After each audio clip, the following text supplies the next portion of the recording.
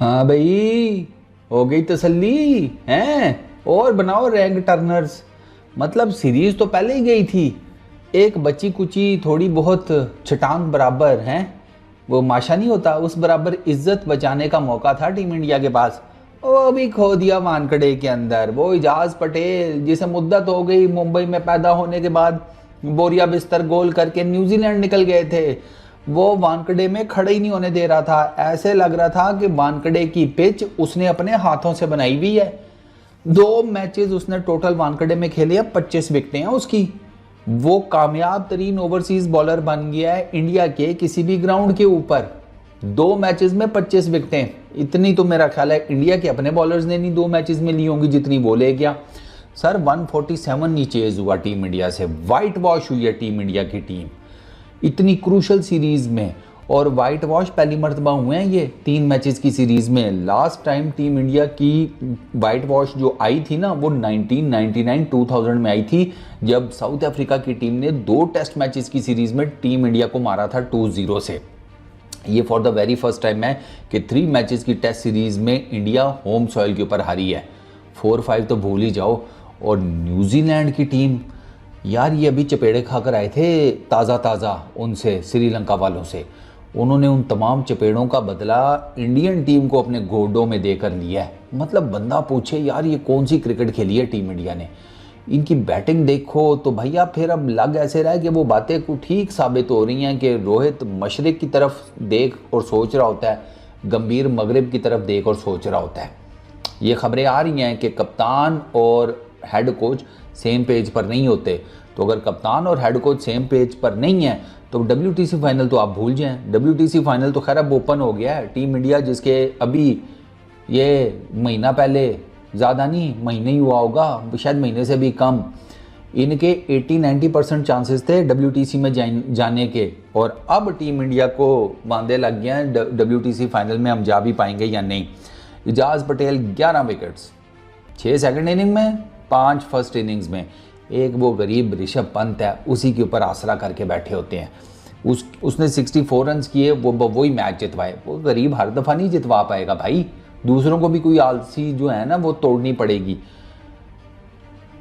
आप अंदाज़ा करें सेकंड इनिंग्स में टीम इंडिया के 8 बैटर्स सिंगल डिजिट में हैं। 8 बैटर्स, 147 टोटल चेस करना है, पूरा 150 भी नहीं है। 8 बैटर्स सिंगल डिजिट पर गए हैं, इंक्लूडिंग विराट कोहली। रोहित शर्मा ने 11 किए हैं, चलो सिंगल डिजिट से तो बच गए। लेकिन रोहित शर्मा की शॉट देखो तो यकीन नहीं आता कि ये कैप्टन शॉट थी कि नहीं। लेकिन फिर बात वही है, जो आपकी फेवरेट शॉट होती है वही आपको अक्सर मरवाती भी है क्रिकेट के अंदर। अब ओवरऑल आपको एक मैच की ज़रा सूरत हाल देते हैं। न्यूजीलैंड ने पहले बैटिंग करते हुए 235 रन किए। मैंने आपको बताया था कि वानखड़े में जो टीम टॉस जीतेगी पहले बैटिंग करेगी। न्यूजीलैंड ने टॉस जीता, 235 रन किए। उस 235 में जनाब 82 आए मिचेल की तरफ से, 71 आए यंग की तरफ से। इन दोनों ने बड़ी ज़बरदस्त किस्म की पार्टनरशिप लगाई थी। और उसके बाद 28 रन है लेथम की तरफ से, 235 किए। इस 235 में के आकाशदीप ने जनाब इसके मुकाबले में 1 विकेट ली 22 रन देकर। वाशिंगटन सुंदर ने 4 विकेट्स ली 81 रन देकर। और जडेजा ने 5 विकेट्स ली 65 रन देकर। ठीक हो गया। इंडिया की टीम ने जनाब अपनी पहली इनिंग में 263 रन किए, लीड भी ले गए। ठीक है, 235 और ये 263, तो इन्होंने मोटा मोटा मेरा ख्याल है कोई 25-30 रन की, कोई अराउंड इसी नंबर के ना इनकी कोई लीड बन गई थी। उसमें जनाब 90 रन शुभमन गिल ने किए, बड़ा अच्छा खेला वो। इसके अलावा 60 रन किए ऋषभ पंत ने, तब भी 50 की अटैकिंग क्रिकेट खेली। 59 बॉल्स के ऊपर 8 चौके 2 छक्के। ऋषभ इसी तरीके से खेलता है। ठीक है। अच्छा, उसके बाद वाशिंगटन सुंदर ने 38 रन किए। उसके क्रूशल 38 रन थे, जिनकी वजह इसी 38 रन की वजह से वो थोड़ी बहुत ही लीड मिल गई थी। 30 रन ऊपर जायसवाल ने किए, बाकी सॉरी टेल ही है, कोई इतना ख़ास नहीं है। ठीक हो गया जनाब। अच्छा, 263 किए। और न्यूजीलैंड की बॉलिंग 5 विकेटें लेकर गया इजाज़ पटेल, 1 हेनरी ने ली, 1 फिलिप्स ने ली, 1 सूडी ने ली, 2 इंडिया के रन आउट हुए अपना विराट कोहली और आकाशदीप। चलो जी, ठीक हो गया। अच्छा जी, अब आते हैं सेकंड इनिंग में। सेकंड इनिंग में जनाब टीम इंडिया की जो बॉलिंग थी ना वो बड़ी एक्सीलेंट थी। सिर्फ 1 50 है यंग की तरफ से न्यूजीलैंड की, बाकी कोई ख़ास स्कोर नहीं है। 26 फिलिप्स ने किए, 22 कॉनवे ने किए और 21 मिचेल ने किए। ये टोटल 174 के ऊपर उड़ा दिया। ठीक है, आउटस्टैंडिंग बॉलिंग की जनाब। जडेजा ने फिर 5 विकेटें ली, उसने अपना 10 विकेट हॉल कंप्लीट किया। 3 विकेटें अश्विन ने ली, 1 वॉशिंगटन सुंदर ने, 1 आकाशदीप ने। टीम इंडिया को टोटल मिला 3 दिन में उन्होंने करने थे 174 रन्स। 3 दिनों में 147 रन्स करने थे टीम इंडिया ने। टीम इंडिया उन्होंने कहा एक ही दिन में मुकाओ, आर या पार करते हैं। आर तो 1 ही पार हो गया। ठीक है, अब वो पार कैसे हुआ वो सुने। 147 का target, Yashasvi Jaiswal 5 run, LBW Phillips pad आगे कर दिया। बल्ला जो है वो साइड के ऊपर था, भैया बल्ला पैड के आगे लाना था। मॉडर्न डे क्रिकेट में अब ये टेक्निक सीख लें, क्योंकि पैड पर लगी नहीं, line of the ball set हुई नहीं, आप LBW हैं। सवाल ही पैदा नहीं होता कितने बाहर निकले हुए हो, कितना क्या है, अब नहीं वो तरीका चलता। अच्छा जी, रोहित शर्मा 11 रन्स किए, 2 चौके लगाए और उसके बाद हेनरी को जनाब पुल मारने लगे थे। इधर शॉर्ट मिड विकेट के ऊपर फिलिप्स ने कैच पकड़ लिया। शुभमन गिल उसको मारा जी पटेल ने स्ट्रेटर 1, वो आम बॉल टाइप नहीं होता। शुभमन गिल को लगा के रोटेशन हो जाएगी, बॉल पड़ के बाहर निकल जाएगा, बॉल पड़ के सीधा आ गया। शुभमन गिल तो वैसे ही वेल लेफ्ट कर चुका था, अब उसने तो बड़ा अच्छा वेल लेफ्ट किया। शुभमन गिल ने कमाल वेल लेफ्ट किया गेंद को, लेकिन गेंद ने ना उसकी ऑफ स्टंप को वेल लेफ्ट नहीं किया। गेंद ऐसे आकर चिमटी है ना, जिसे कहते हैं ऑफ स्टंप को, जैसे करण अर्जुन में ना पुनर्जन्म में जब करण अर्जुन को पता लगता है कि हम भाई हैं, वो आपस में चिमटे थे ना, ऐसी गेंद आकर चिमटी ऑफ स्टंप को। ठीक है, शुभमन गिल भी ढेर हो गए। अच्छा जी, उसके बाद विराट कोहली, पटेल ने जनाब स्लिप में कैच निकलवा दिया। विराट कोहली डिफेंड करने गए थे, विराट कोहली का तो टाइम ही नहीं ना चल रहा, बस वो ऊपर बैठ के लगी, मिचेल के हाथ में कैच, थोड़ा लो कैच था, अच्छा कैच पकड़ा है उसने। ठीक है, विराट कोहली भैया 1 रन बनाकर गायब। फिर ऋषभ पंत ने 64 रन दोबारा करीब के बच्चे ने किए। 64 रन 57 बॉल्स के ऊपर, 9 चौके, 1 छक्का, बड़ा ज़बरदस्त खेल रहा था। अच्छा, ऋषभ पंत का जो आउट है ना, इसके ऊपर बहुत बात हो रही है कि आउट, कुछ कहते हैं आउट था, कुछ कहते हैं आउट नहीं था। बैट, पैड, साउंड, साथ ही बल्ले का जिसे कहते हैं गेंद के ऊपर लगना, ये सारी साउंड जो है वो एकदम आई हैं। अब नहीं पता लग पा रहा उसमें कुछ लोगों के ख्याल में कि भैया ये जो स्निकोमीटर के ऊपर जो जिसे कहते हैं वो इर्ताश पैदा हुआ है, वाइब्रेशन पैदा हुई है, वो क्या उसको कहते हैं, चट्टाने सी हल्की सी छोटी सी टीले बनी हैं, वो बैट पैड के ऊपर लग गया है तो बनी है, या बैट के साथ गेंद लगी है तो बनी है। क्योंकि ये बैट जैसे ही गेंद बल्ले के साथ से गुजरा है ना, साथ ही बैट जो है वो पैड के साथ भी था। तो कुछ कह रहे हैं कि ये आउट था भाई, क्या हो गया है, कुछ कह रहे हैं नहीं आउट था, कंट्रोवर्शियल हो गया। हॉटस्पॉट ले लो ना, इतने पैसे जमा करके रखे हुए हैं, क्यों नहीं लेते हो हॉटस्पॉट। आपको पता है BCCI हॉटस्पॉट नहीं यूज़ करता, और रीज़न क्या है, उसमें रीज़न दे दी जाती हैं, महंगी टेक्नोलॉजी है, कंडीशंस का भी होता है, फलाना टिमकाना। ले लो भैया इस तरह का जो आउट है। अब ये इतना कंट्रोवर्शियल किस्म का, इतना क्रूशल आउट है ऋषभ पंत का, वो बेचारा अंपायरों के सामने पिटता रह गया कि नहीं मैं आउट नहीं हूँ, मेरे बैट से गेंद नहीं लगी। अंपायरों ने कहा भैया हम क्या करें, ऊपर जो अंपायर बैठा ना टीवी अंपायर, उसने कहा आउट है तो अब आपको जाना पड़ेगा। अब हालांकि जो ऑन फील्ड अंपायर है उसने नॉट आउट दिया था, तो वो ऊपर टीवी अंपायर ने कहा नहीं भैया आउट है। ठीक है, अब आप इसको कंट्रोवर्शियल कहें, अनलकी कहें, वो आपकी मर्जी है। ऋषभ पंत 64 बनाकर निकल लिया।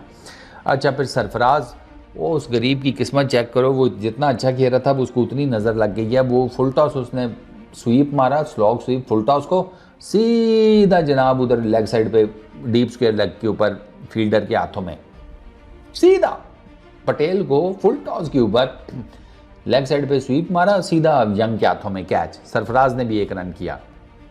जडेजा, वो भी पटेल की गेंद के ऊपर आउट हो गया। जडेजा ने बेसिकली क्या किया, जडेजा बैक फुट पे जाके ना यूं खेलने जा रहा था लेग साइड के ऊपर, बॉल लगी है जडेजा के यहाँ लगी, यहाँ पे वो यंग खड़ा था। ठीक है, शॉर्ट लेग के ऊपर जडेजा साहब भी गए।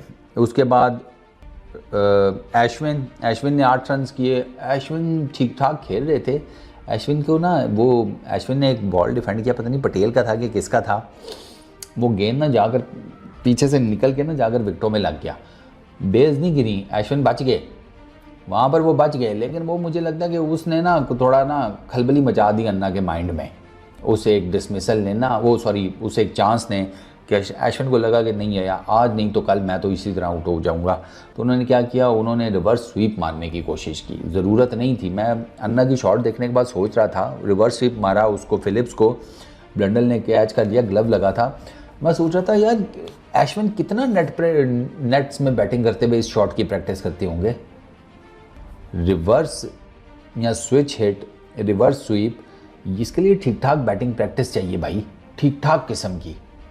आप नेट्स में स्पिनर्स को इस शॉट के लिए ठीक ठाक किस्म की उनके अगेंस्ट प्रैक्टिस करते हैं, तब कहीं जाकर आप इस शॉट के ऊपर कोई अबूर हासिल करते हैं। और मैं देख रहा था, मैंने कहा यार कि ज़रूरत नहीं थी इस शॉट की। एक तो मुझे डेफिनेटली आई एम श्योर कि आपकी प्रैक्टिस नहीं होगी इस शॉट की, तो मारने की क्या ज़रूरत थी फिर। सीधी सी बात है, ऊपर से बॉल जितना ब्रेक हो रहा था, ये डेंजरस शॉट थी और अश्विन ने उसकी प्राइस पे कर दी। फिर ग्लव लगा, कॉट बिहाइंड हो गए।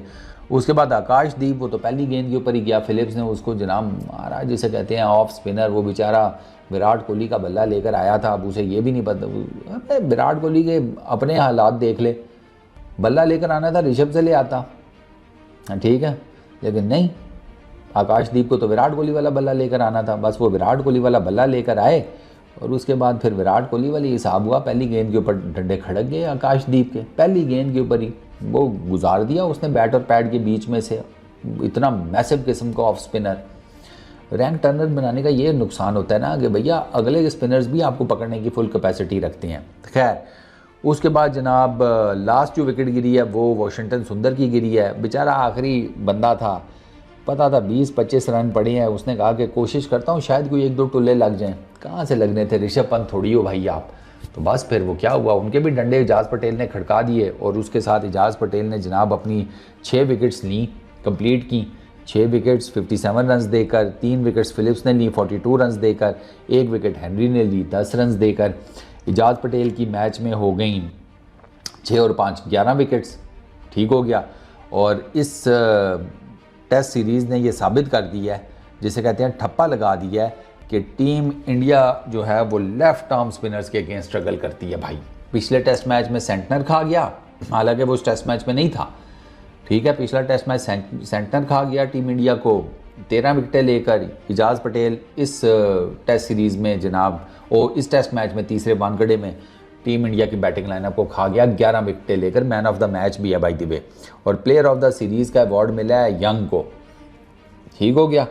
तो अब आप देख लो भैया 3-0 से टीम इंडिया हार कर बैठी भी है, आगे बॉर्डर गवास्कर ट्रॉफी खेलनी है। मेरा ख्याल है कि बीसीसीआई वाले काम करें, दोबारा से टीम अनाउंस करें, वीज़े वूज़े लगे हुए हैं तो उनको कहो ठीक है जाओ सारे ऑस्ट्रेलिया अपने खर्चे पे फिर फुरा, नई टीम बनाकर भेज दो, इनसे तो ना हो पाएगा।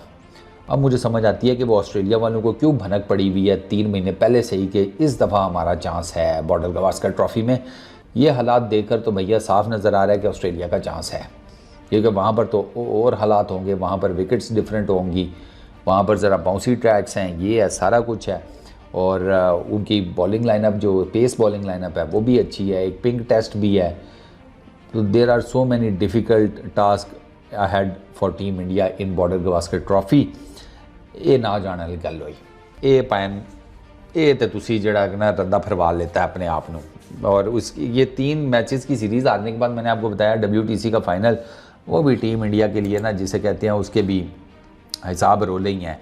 और मज़े की बात ये है कि पहले 2 टेस्ट मैचेस जो न्यूजीलैंड ने जीते, थंपिंग विक्ट्रीज़ हैं न्यूजीलैंड के पास, न्यूजीलैंड के पास थंपिंग विक्ट्रीज़ हैं। उन्होंने जनाब पहला टेस्ट मैच 8 विकेटों से जीता, दूसरा टेस्ट मैच उन्होंने 113 रन से जीता पुणे में, बेंगलुरु का टेस्ट मैच उन्हें उनके पेसर्स ने जितवाया। दूसरा टेस्ट मैच क्योंकि पुणे और वानखेड़े में रैंक टर्नर्स बने थे, दूसरा टेस्ट मैच उनको उनके स्पिनर्स ने जितवाया 113 रन से, इन पर्टिकुलर सेंटनर। तीसरा टेस्ट मैच भी उन्हें वानखेड़े में उनके स्पिनर्स ने जितवाया, इजाज़ पटेल साहब ने। इस जो ओवरऑल 16 हाईएस्ट विकेट्स हैं इस टेस्ट सीरीज़ में वॉशिंगटन सुंदर की, 16 जडेजा की, 14 विकेट्स इजाज़ पटेल की हैं। ऋषभ पंत हाईएस्ट जिसे कहते हैं रन्स गेटर है, हाईएस्ट रन्स गेटर 261। और उसके अलावा मेरा ख्याल है कि ऋषभ पंत के अलावा I really don't think so कि कोई मेजर ऐसा इंडियन बैटर है कि जिसने जनाब बड़ा कोई ठीक ठाक किस्म का स्कोर किया हो। I really don't think so. मैं अभी आपको बता देता हूँ, ऋषभ पंत के तो 261 रन हैं और 43 की बैटिंग एवरेज के साथ। उसके बाद जनाब जायसवाल है जिसके 190 रन हैं, ठीक है, 31 की बैटिंग एवरेज के साथ। और उसके बाद नीचे फिर रोला गोलैया है। बहुत टफ हालात हैं बाबू, बहुत टफ हालात हैं। और मेहता साहब तो ठीक ठाक गालियाँ दे रहे होंगे। मैं उनको यही कहूँगा ठंडा पानी पिएं, अब क्या हो सकता है। जितने भी मेरे इंडियन क्रिकेट फैंस हैं, बस दोस्त ड्रिपे श्रिपे लगवाओ अब और ग्लूकोज पियो, अब और तो कुछ नहीं हो सकता। मैं तो शुक्र अदा कर रहा हूँ गर्मियाँ नहीं है, वरना बीपी और हाई हो जाता तो पता नहीं नवा कट्टा ना खुल जाता। तो रिलैक्स करें। डाडी सट लगी है पायन, ओए होए होए होए होए, बहुत डाडी सट लगी है। इस सीरीज़ का जो दुख है ना, ये इतनी जल्दी नहीं जाने वाला, क्योंकि ये कोई टीम ही नहीं थी भाई। ये कोई टीम नहीं है न्यूजीलैंड की। इससे ज़्यादा बड़ी बड़ी टफ टीम्स आई हैं इंडिया के अंदर। ये हाल नहीं किया टीम इंडिया का कभी किसी ने, जो ये लौंडे जो हैं न्यूजीलैंड वाले ये कर गए हैं। ठीक हो गया। और याद रखना केन विलियमसन नहीं था इनमें। ये बात, ये जो है ना, ये ज़्यादा लगने वाली बात है कि इनकी बैटिंग लाइनअप में केन विलियमसन भी नहीं था। और एक टेस्ट मैच में सेंटर अच्छा खेला, दूसरे में वो भी नहीं था। ये वानखेड़े में तो कम से कम जीतना चाहिए था टीम इंडिया को। सीरीज़ के लेसन लगवा दिए हैं भाई साहब, सीरीज़ के लगवाए हैं, बॉर्डर गावस्कर ट्रॉफी की जिसे कहते हैं तैयारी के लगवा दिए हैं, और WTC के फाइनल के भी लगवा दिए हैं। चल क्या हो सकता है क्रिकेट। इस वीडियो में इतने ही। अपना बहुत ख्याल रखना, नेक्स्ट वीडियो में मुलाकात होगी। Peace out.